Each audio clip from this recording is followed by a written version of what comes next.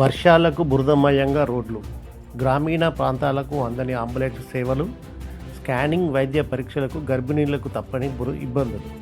కొమరంభీం ఆసిఫాబాద్ జిల్లాలోని మారుమూల గిరిజన గ్రామాలకు సరైన రోడ్డు సౌకర్యం లేకపోవడంతో వర్షాకాలంలో గర్భిణీల పరిస్థితి దుర్భరంగా మారుతుంది.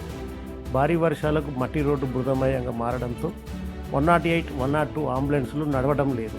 గిరిజన గ్రామాల నుంచి వైద్యం కోసం కాలినడకన ప్రైవేట్ వాహనాలలో ఆసుపత్రులకు చేరుకుంటున్నారు.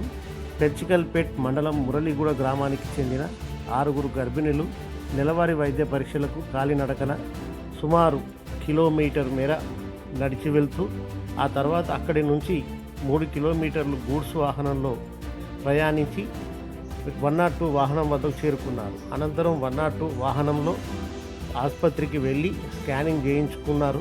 ఏటా కొమరంభీం ఆసిఫాబాద్ జిల్లాలో ఎక్కడో ఒక చోట రోడ్డు సౌకర్యం లేక, సకాలంలో వైద్యం అందక మాతా శిశు మరణాలు నమోదవుతున్నాయి.